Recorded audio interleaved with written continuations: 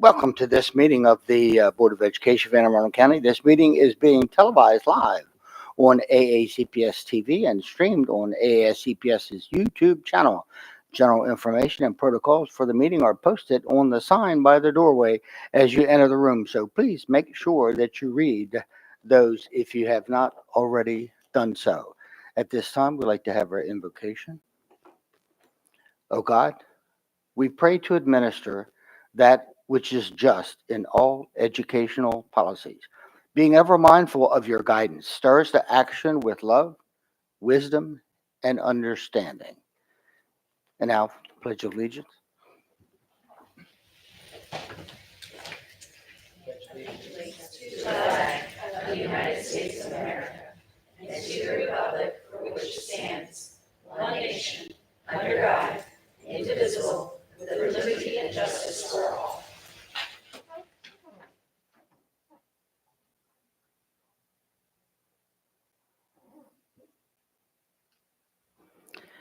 Okay, and so now we'll have approval of the minutes. Do I hear a motion? Motion to approve the minutes is written. Second. And a second. Any discussion? Consensus? Okay, we're good. Item 2.04, establish the agenda. Order? Move to adopt the agenda as written. Second. Thank you. Any discussion? Okay, consensus? Thank you. Okay, we're going to be moving on to item 2.05, our Student Equity in Action Spotlight. Our April 2024 Student Equity in Action Spotlight goes to a dedicated 8th grade student at MacArthur Middle School. She has been instrumental in creating and maintaining spaces that are equitable, fair, safe, diverse, and inclusive within the school community through her involvement in various activities and initiatives. Narissa Robinson demonstrates a strong commitment to promoting a positive and supportive environment for all students. She took the lead in organizing several community events that celebrated diversity and promoted inclusivity at MacArthur. Narissa plays a key role in assisting with the food donation drive to address food insecurities among students at her school. She works closely with a local organization and community partners to distribute essential groceries and meal packages to families facing financial hardship. In addition to community events, Narissa actively participates in organizing school assemblies that focus on critical issues such as bullying prevention, mental health awareness, and LGBTQ+ inclusion. She collaborates with the professional school counselors to facilitate discussions, presentations, and workshops that promote understanding, empathy, and respect among students. Narissa helps foster a culture of acceptance and support within the school environment. Narissa actively participates in the school's mentoring program, where she provides academic support and assistance to students. She has volunteered to work one-on-one with her classmates, offering help with homework, study strategies, and test preparation. Narissa Robinson, your patience, dedication, and willingness to help others have been instrumental in supporting your fellow students in achieving their educational goals. By leveraging your skills and resources to support your peers, you have inspired a culture of collaboration and support within the school community. For all the reasons mentioned, the Board of Education recognizes you as the Student Equity in Action Spotlight April 2024 awardee. Would you please come forward to accept this recognition?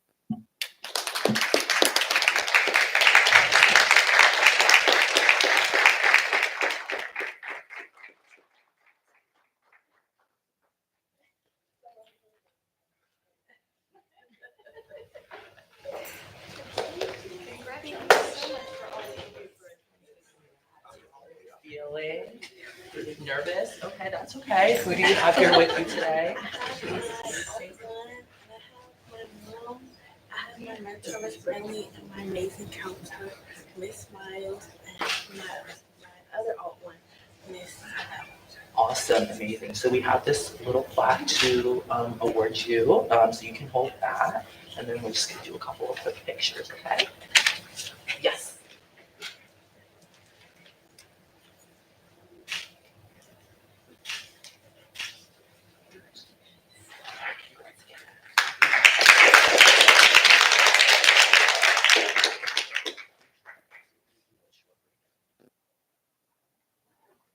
So at this time, we're going to take a short break for photos.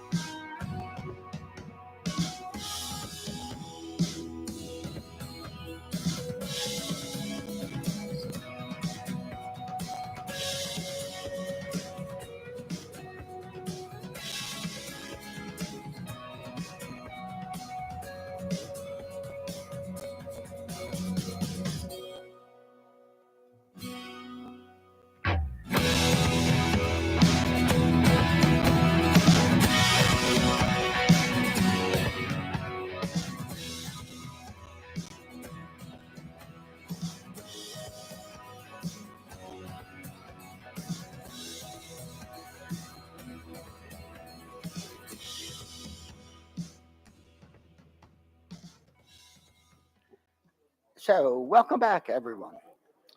Um, I want to check to be sure if Ethan Myville, are you in the caucus room? Okay, so for public comments, we only had one individual that had signed up, and we don't believe that that person's here. So we'll be moving on to item 4.01, our CREST report.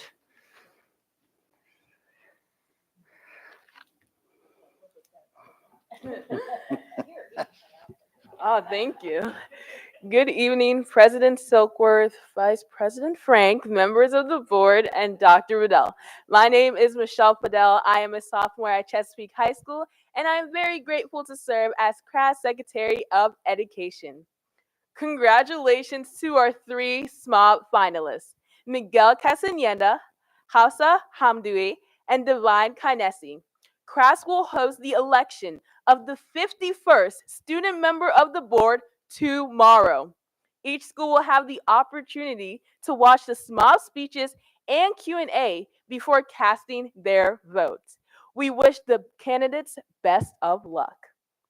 The latest episode of Teen Talk debuted on Wednesday, April 3rd, and highlighted the Broadneck Film Festival and our aspiring student filmmakers.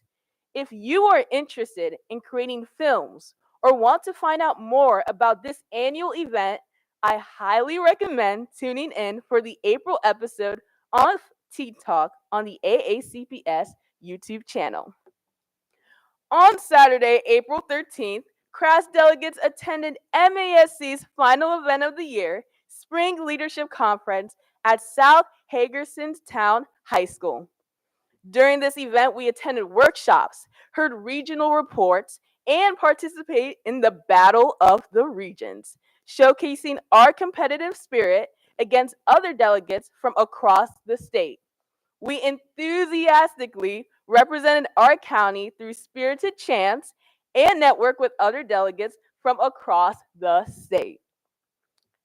Let's Talk Justice is hosting a voter forum on Monday, April 29th at 6 p.m.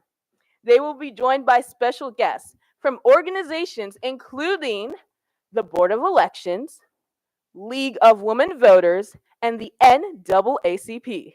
Join us in person here in the boardroom or online via Google Meet to find out about voter eligibility, where to find accurate candidate information, and what voting looks like in Anne Arundel County. This is a great way for students to take part in our democracy and promote civic engagement. Nominations for CRAS officer position opens this Friday, April 19th.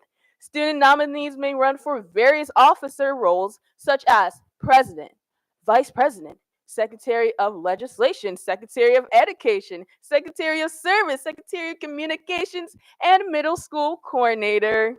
To learn more about these opportunities, please visit the CRAS website and the CRAS Brightspace. Student Service Learning launched its latest initiative called Spring into Service, dedicated to promoting environmental awareness. Throughout the month, students can take part in environmental-based service opportunities aimed in conserving our Earth. For further information, interested individuals can visit the Service Learning portal or check out their Instagram account at ServeAACO. As we enter the final 2 months of school, we extend best wishes to everyone navigating through the testing season. From AP test and IB exams to MCAP state testing to the recent PSATs and SATs that happened just today, we know the dedication and hard work students have been preparing for these tests. Just know that you got this, and we are rooting for you. We're cheering for you. Thank you all, and see you in May for the next CRASC update. Thank you, as always. Okay, we're moving on to item 4.02, PTA report. We do not have a PTA report this evening, so item 4.03, our CAC report. Good evening. We will have a very short report today because we did not meet in April. However, we have our next meeting on May 13th, Monday, May 13th, to hold elections for next year for our officers, the policy committee, and the equity committee. And we are just so very grateful for the opportunity to have this chance to participate, and we thank you.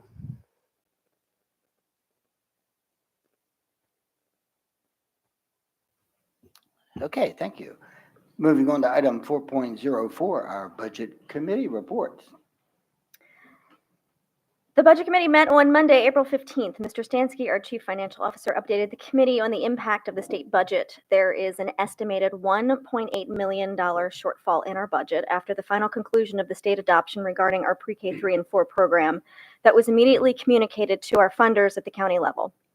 Mr. Stansky will provide the board with an in-depth overview of the state budget and the anticipated impacts at the May 1st general session meeting of the board.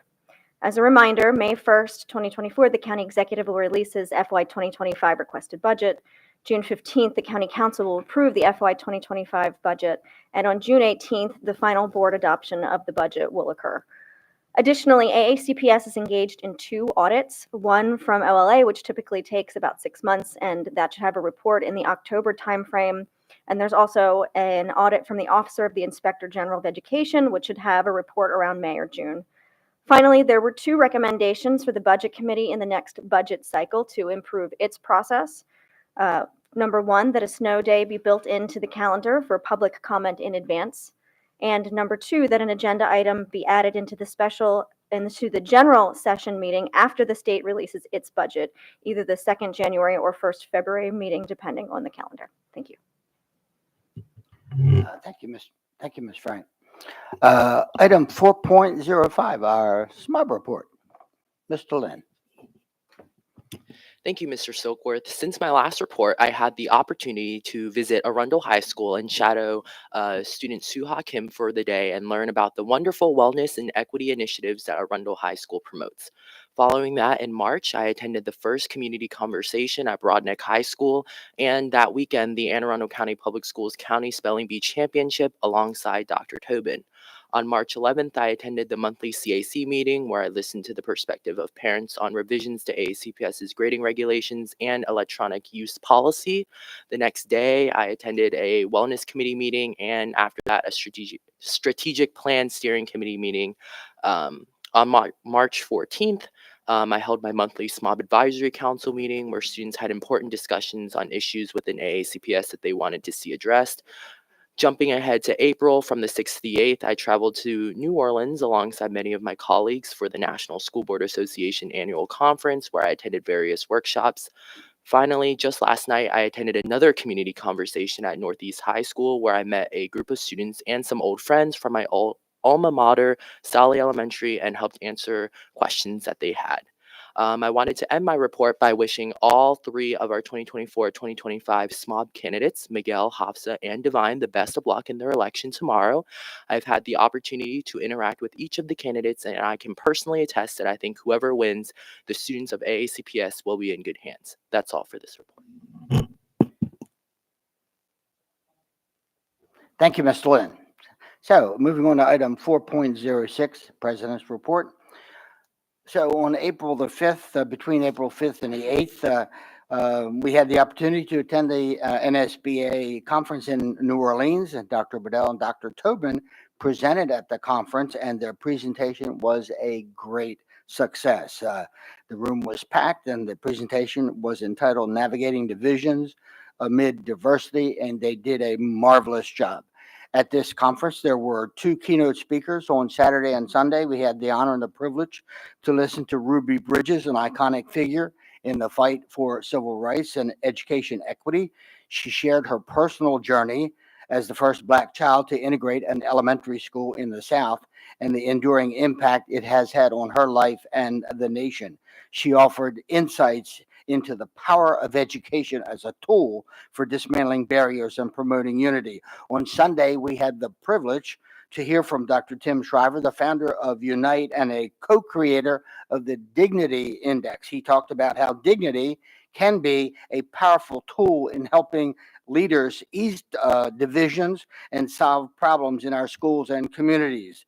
There were so many learning sessions to attend. We could not have attended all of them, but we all attended so many, and we had opportunities to meet fellow board members across the country. It was a great conference. On Monday, the 15th of April, there was a workshop that was held here in the boardroom about work with the Amplify Core Knowledge Language Arts program as the comprehensive elementary literacy curriculum for students in kindergarten through 5th grade. We congratulate Dr. Bedell and his great staff for a great presentation, which left us feeling very uplifted about where we are now and where we are going in order to guarantee that our students will, in fact, have the best opportunities to learn to read so that they can read to learn. It was a job very well done. On April the 9th, Dr. Tobin and Ms. Corkadell and Dr. Bedell and I, we did attend the second annual Chamber of Commerce Civics Bee Regional. It was held at Crofton High School. All students did a great job. And Dr. Tobin answered all the questions correctly. She did. I was sitting next to her. Earlier today, I had the honor and the privilege to attend Crofton High School again, a national unified champion school. Congratulations to Principal Greg Ryan for the assemblies. There were 3 assemblies today to celebrate the achievement of becoming one of 40 schools across the nation to be a national unified champion school. The cardinal slogan is "Together, Cards Fly." Well, they're flying high together today. They did an absolute marvelous job. So congratulations to Crofton High School. And I must mention, one of the bits of information that was shared was that so Crofton has joined one of 40 schools across the nation, and they shared that there were over 24,000 high schools. Well, it's my understanding that we have 4 or 5 of the high schools here in Anne Arundel County. So think about that. There are 40 schools across the nation that have received this honor. 5 of them are here in Anne Arundel County. So that speaks very highly of where we are. We have great staff, we have great schools, great communities. So that concludes the president's report. Moving on to item 4.07, Superintendent's report. Dr. Bedell. Thank you, Mr. President. We have a number of just positive updates for the board and the community. I want to start with some great news from our AVID program. The 3 students you see on the screen have earned the prestigious Dell Scholarship from the Michael and Susan Dell Foundation.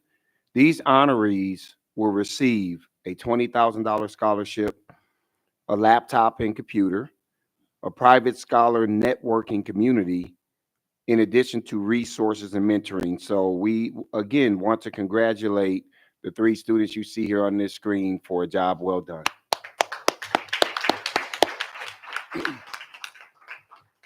Speaking of amazing honors, congratulations to Louis Queen, Chief Custodian at 4 Seasons Elementary School, who celebrated 50 years of service to children in our county earlier this week. Mr. Queen works at 4 Seasons Elementary School, where he was a celebrity even before this milestone. Mr. Queen also was given a Spirit of Community Award from the Central Maryland Chamber of Commerce for his legendary work. Congratulations, Mr. Queen. Yeah, it's amazing. Our school system received a prestigious honor recently when we were named one of just 2 nationwide winners of the ASCD's Distinguished District Award. Awards are earned by districts for their work to seek and embrace change and to extend efforts to serve the whole child. Congratulations to everyone involved in this effort. AACPS is the only school system in Maryland to earn a Turn Up the Beat Award from the United States Department of Agriculture for our commitment to serving healthy meals to students through the summer months.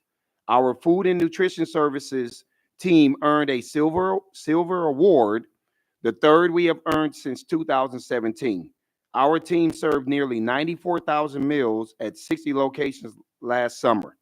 Representatives from the USDA will formally present the award to our team next month. And as you all know, when I started on August 8th, one of the early opportunities that I had to see this was over in the, I guess, the southern cluster. And honestly, I was so amazed at what I was observing that I put several superintendents on FaceTime just to kind of brag about, look at what I walked into in this school district. So to see them continuing to receive these awards for the hard work and the dedication they have, it lets me know that we're truly making a difference for many lives during the summer. So congratulations to our food services department and their team under Bill Hauser's leadership. More than 60 pieces of artwork are on display at Maryland Hall as a part of our senior art exhibit titled Belonging. Rather than me talking about it, I'd like for you to hear from some of our students, some of our artists. Take a look.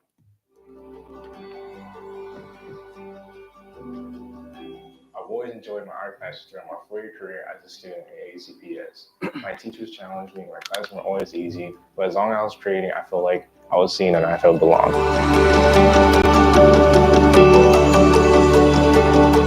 Art class is like a second home to me. It's where I can be myself without judgment, where I'm accepted for who I am. I'm not only part of my school's art community, but I am contributing to AACPS by simply being me.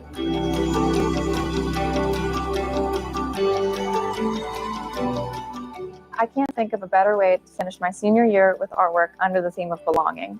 With each stroke of a brush or shaping of clay, I found more of myself, which further confirmed that being a part of the AACPS Visual Arts program was where I was meant to be. Each artist in the class of 2024 brought their own ideas, And the result was truly beautiful. So get to know them at The Belonging Art Exhibit at Maryland Hall for the Creative Arts. The exhibit is open from 9 a.m. to 5 p.m. Monday through Saturday. I hope everyone has a chance to stop by and see the work of our talented student artists. As you can see here with our strategic plan, the Strategic Plan Steering Committee held its last meeting last week.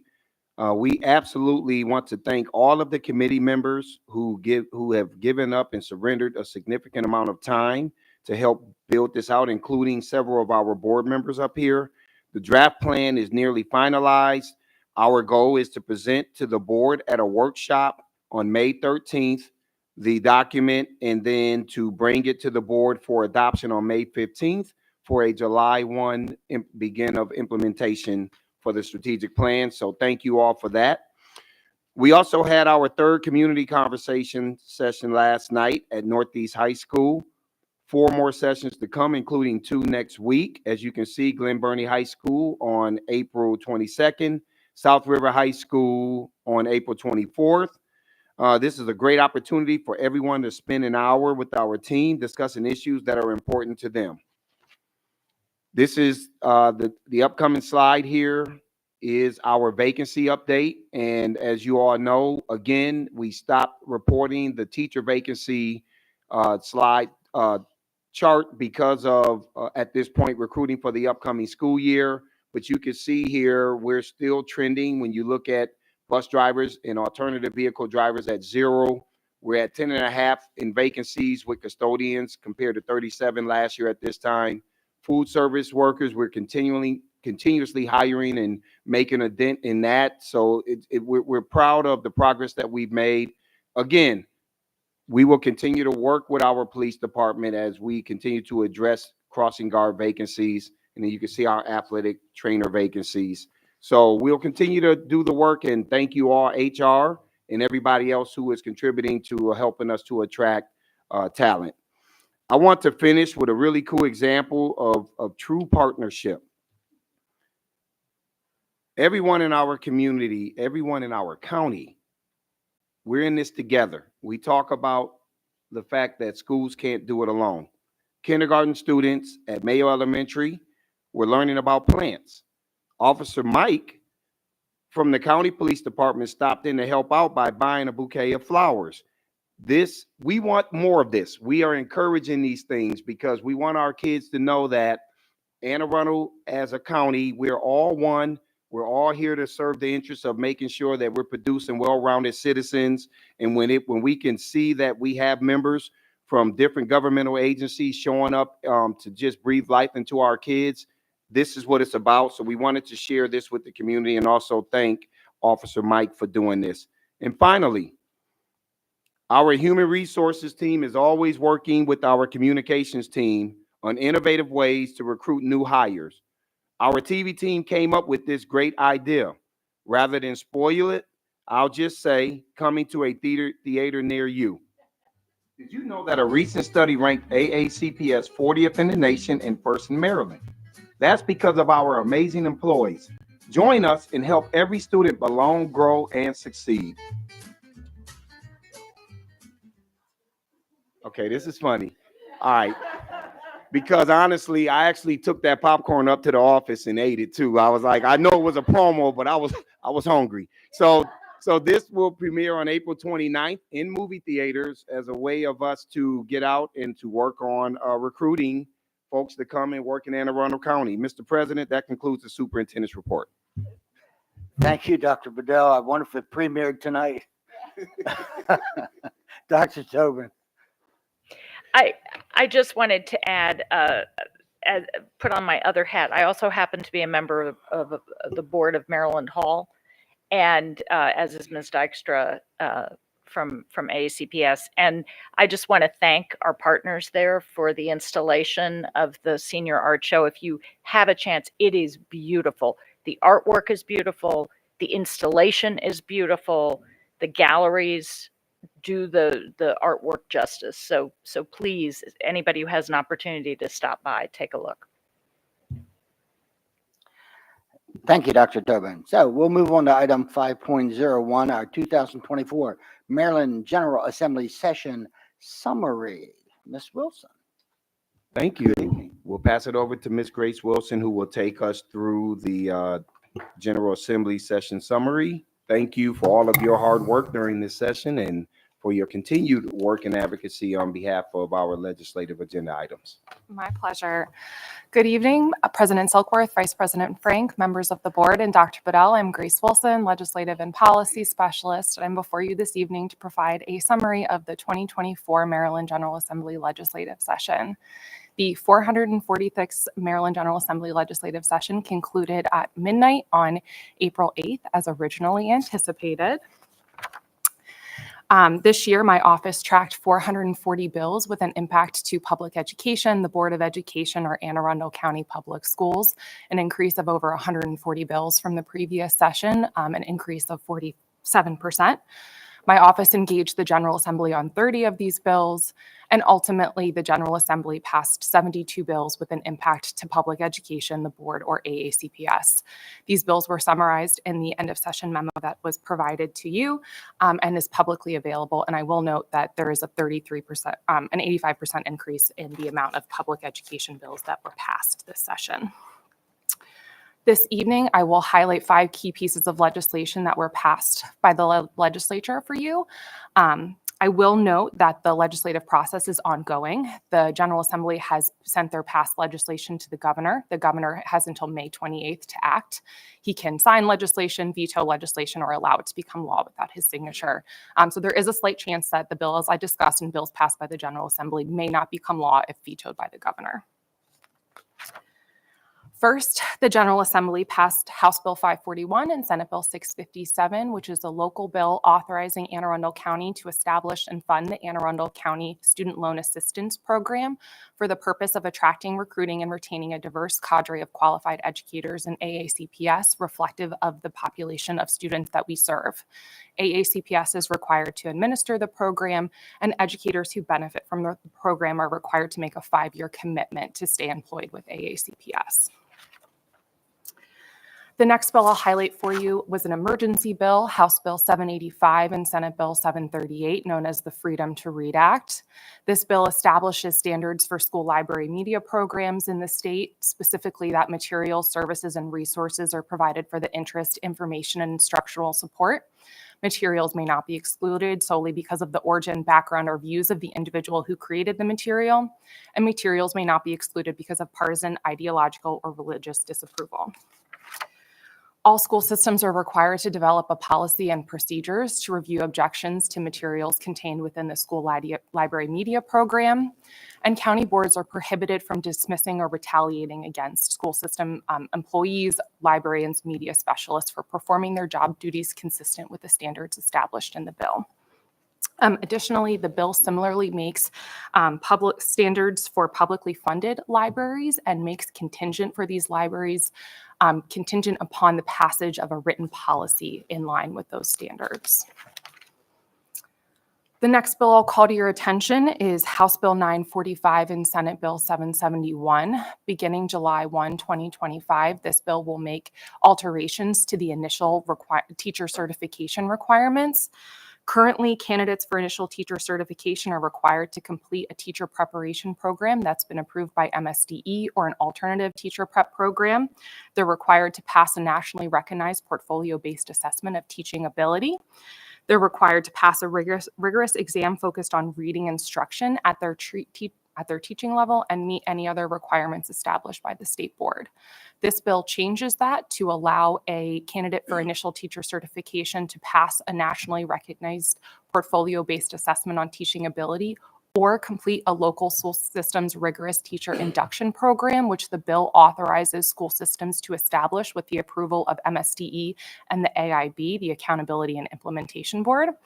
Additionally, teachers are required to meet one of the following from column 2, pass a basic literacy skills assessment approved by MSDE, hold a degree from a regionally accredited institution with a minimum cumulative GPA of 3.0, or provide documentation of effective evaluations from a local school system for 3 years.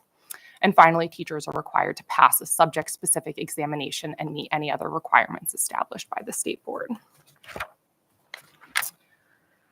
The next bill I want to call to your attention is House Bill 1426. This was a departmental bill requested by the Accountability and Implementation Board, the AIB. The bill makes numerous changes to the blueprint for Maryland's future law. I'll start by highlighting a few of the minor changes and then dig into some more details about the substantive changes. As it relates to grants of multi-year funding for Judy and family support centers, the bill allows funding to be in the first year to be used for the planning and development of these centers. That is currently not authorized under the blueprint law. And for the 2024-2025 school year only, this bill creates a 1-year exemption to the time frame in which the KRA, the Kindergarten Readiness Assessment, must be administered and its results reported. This is due to an emergency procurement that is currently happening at the State Department of Education level. The blueprint law requires that the KRA be an unbiased assessment. A recent evaluation found that that was not the case, so our state board is currently implementing a new KRA for the upcoming school year, and this bill allows a revised timeline. The bill also makes changes to the entity which may approve the minimum classroom time for educators related to the career ladder.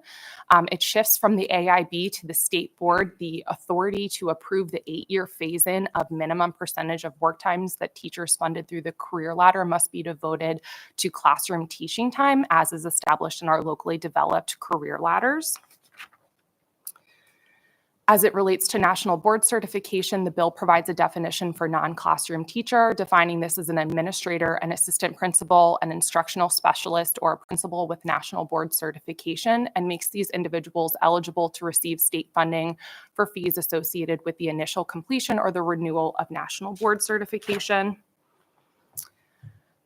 With regards to early childhood education, this bill requires that local departments of health and local departments of social services provide local school systems with the name and contact information for any parents or guardians who are notified that their child may be eligible for publicly funded pre-K.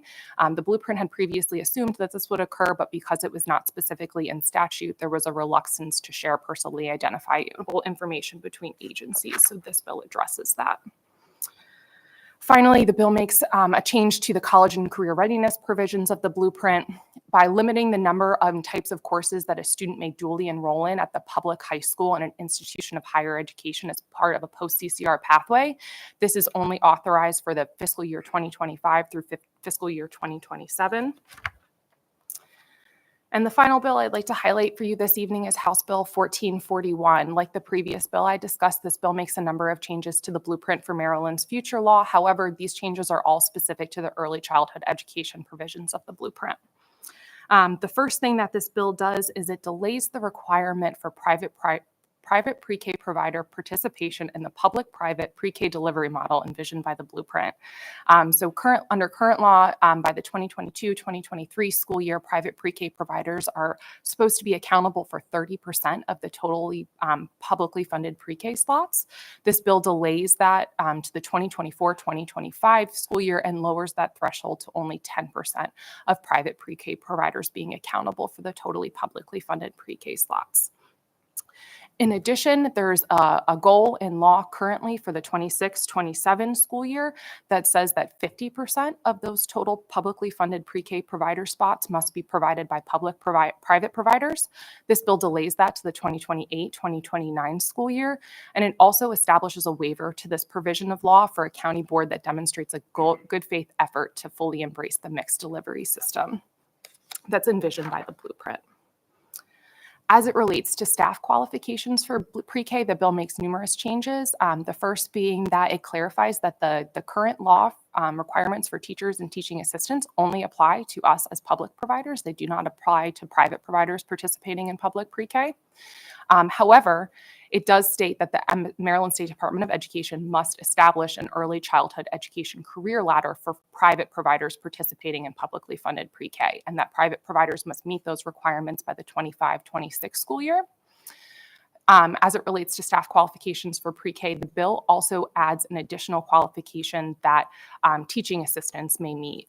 The current law requires that these individuals have a child development associate certificate or an associate's degree.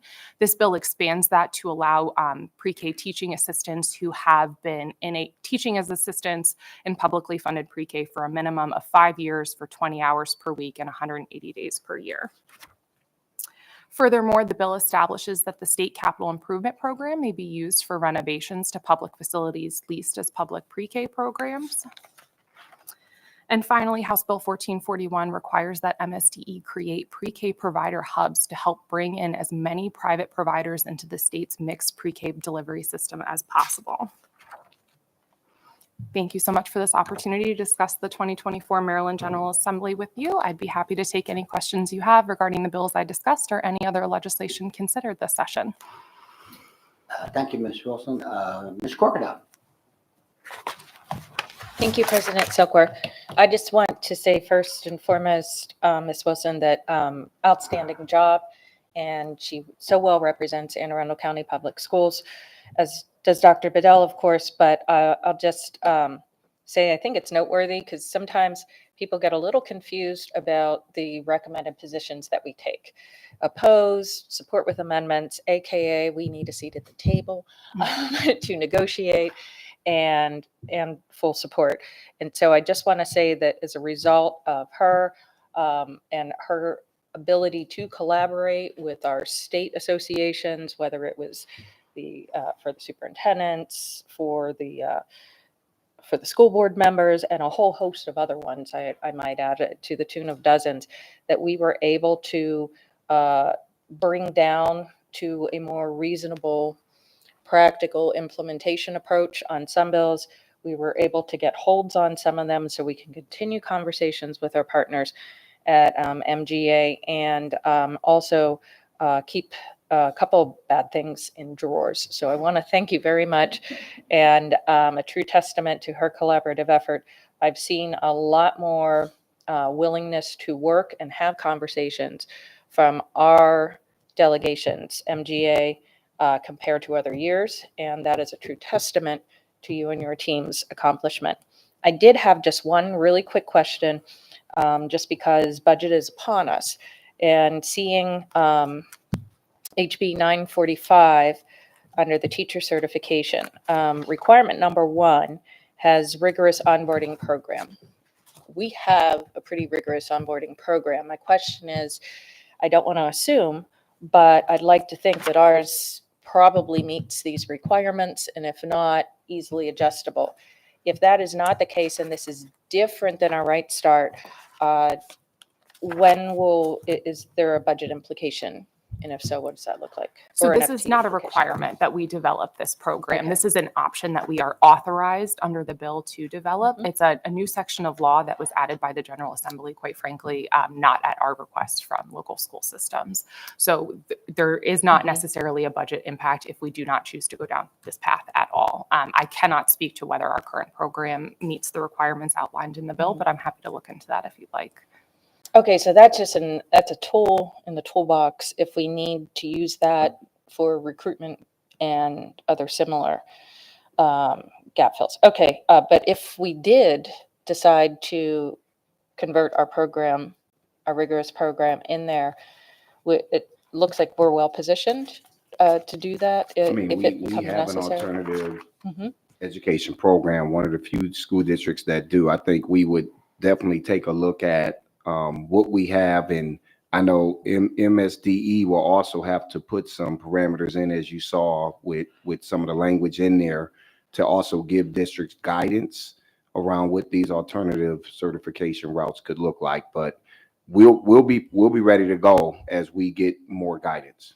Okay, yeah, well, there's at least a half a dozen that was on the screen, not to mention all those other hundreds of bills where we don't have criteria yet, where I could ask all day long, like, where are we at with it? But I know that that's just we're going to have to exhibit some patience there.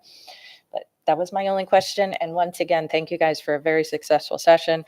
And I think we are well positioned to even better advocate for our students for the upcoming season. And I know your work is not done because the AIB continues to meet and regulate, as does our state board, and that's always an ongoing. Absolutely. And quite frankly, we've already started meeting with legislators for the 2025 session. Mhm. So Yep, the that's work what goes on. I hear. As ditto at the state level. Thank you very much. Okay, Ms. Schauheim. I just wanted to simply say thank you. Great work and great presentation, and just thank you for your ongoing collaboration. Of course, my pleasure. Dr. Tobin.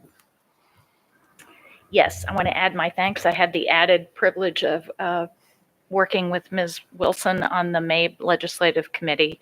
And I think thanks to her very careful and thoughtful work, it just helps Anne Arundel have a good voice on that committee. So much appreciated. And echoing all the thanks to you for all the work. I hope you're tracking the percentage increases so that if we hit threshold and you need another staff member, if they keep pumping out more bills. So the other thing I wanted to say, I much appreciated your efforts. I know we continue our valiant attempt to get our 180-day lift off the ground, but I know that we will, those things don't happen overnight, and I know we will keep at it and, refine it even more, but thank you for everything. Of course, my pleasure. Ms. Frank. Yes, thank you. I echo my appreciation. I really enjoyed seeing the progression of the increase of bills. I think that's valuable to kind of keep track of as well. Like, how much more involved does this process get? How many more bills do we have to kind of keep on track of and you keep on track of? I think that's all really, really helpful. I did have one question about the Freedom to Read Act, a couple of questions. The caveat there seems to be that there needs to be a process, correct? Which we already have. Does that have any significant changes to our system? No, the guidelines are very, very generic on what is required to have. You're required to development and implement policies and procedures to review objections to materials in the school library media program. It just says it's a uniform process to submit an objection to the materials and require them to be remain in view until there's been a disposition in the case. Okay, great. And then so the only barriers to that are you can't have a partisan or ideological purpose for removing books, but there's no other specification on those books, correct? No, correct. Okay, great. Thank you. So I too would like to add my thanks, Ms. Wilson, to you and your staff. Marvelous job. Great session, and look forward to continuing to work with you. It's all for our kids. So thank you so much. Of course. Okay, seeing no more lights. Mr. Silkworth, can I have one more question? Certainly, Dr. Tobin. I forgot to mention this. So again, with regard to the Freedom to Read Act, do I recall correctly that it's clarified there that when we're talking about media centers, school libraries, as opposed to public libraries, the only people who can bring the complaints are students or families in the schools when it comes to school media centers? Is that specified? Yes. I think it By a is. student, parent, or guardian of a student who's enrolled in the school. Yes, you're correct. Yeah, there has to be a vest, but I just wanted to clarify that for the public. Yeah, thank you. Mhm. All right, thank you. Thank you all. Wonderful. Thank you so much. Okay, we're moving on to consent items. Do I hear a motion to bundle? You do. I move to bundle items 6.01 to 6.05. Second. Okay, we have consensus. Okay, Dr. Bedell. Thank you, Mr. President. The superintendent recommends that the Board of Education authorize the award of contracts under the consent items dotted 6.01 through 6.05 as So- presented on the agenda. So moved. Second. Okay, we have a motion and a second. Any discussion? Seeing none, Ms. Howe. Ms. Frank? Aye.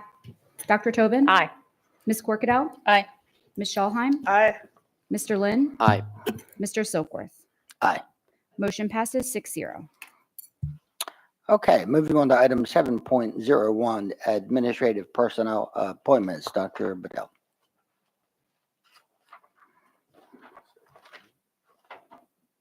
All right, there we go on the screen.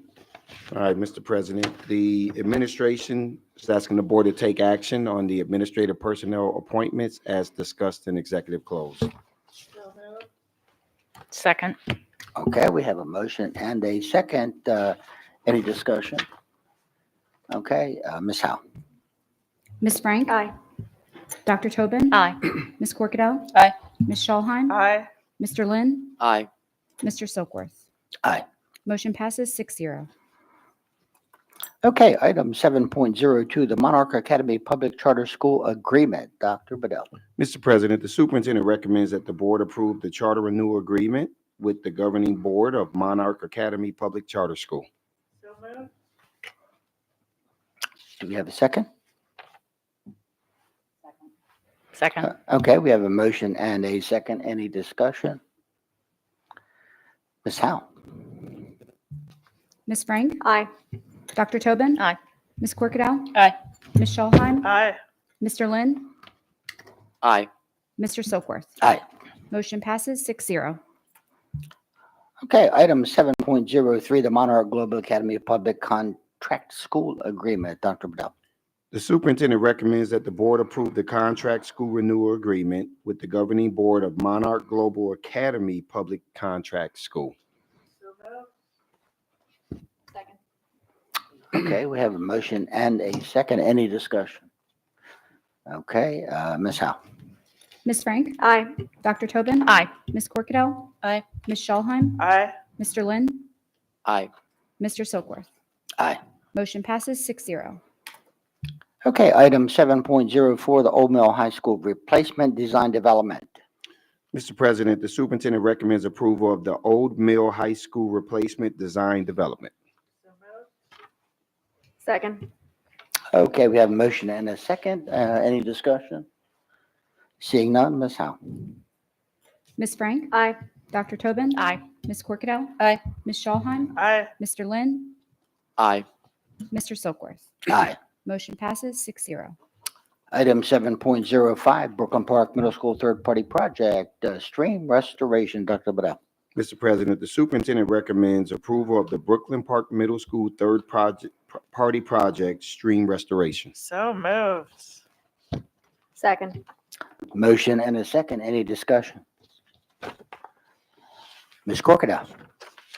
I have one little question. So we've done these projects before in a third-party sense. I know quite a bit, especially along the peninsulas. And so I was just wondering, what was the what brings us to a board approval as opposed to the per projects that normally occur in our schools with restorations and such? Because we do participate quite a bit and have those third parties, and sometimes our kids even get PBA credits and stuff like that. So I was just curious as to what brings it to us. Not that I'm not happy to approve it, because I am. These are great projects and great learning opportunities. Director of Facilities, Kyle. We're adhering to the board policy of anything over $25,000 gets approved by the board.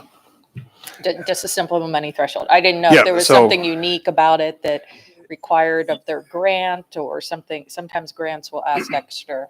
Yeah, above and so beyond, so. going forward, you'll see more of these friendly agency type projects where we're working with our partners.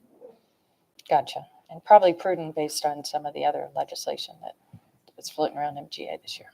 Yeah. All right, thank you. Yep. Okay, we take a vote, Ms. Howe. Ms. Frank? Aye. Dr. Tobin? Aye. Ms. Corkadell? Aye. Ms. Schallheim? Aye.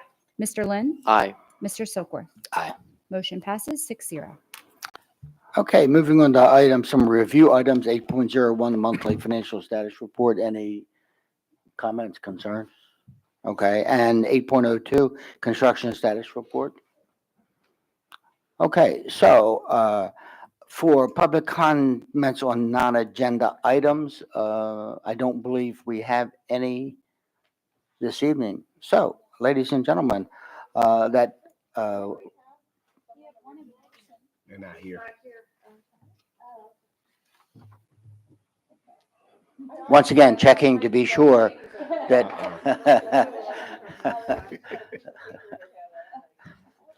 I believe it's Ethan, my view, is not with us this evening. Motion to adjourn. Okay, so, Second. ladies and gentlemen, I'd like to remind everyone that our next board meeting will be a general board meeting Wednesday, May the 1st, a 6:30 p.m. meeting here. Policy Committee meets on Tuesday, April the 30th. Do I have a motion to adjourn? Second. Second, consensus. Good night, everyone. See you at 9 o'clock.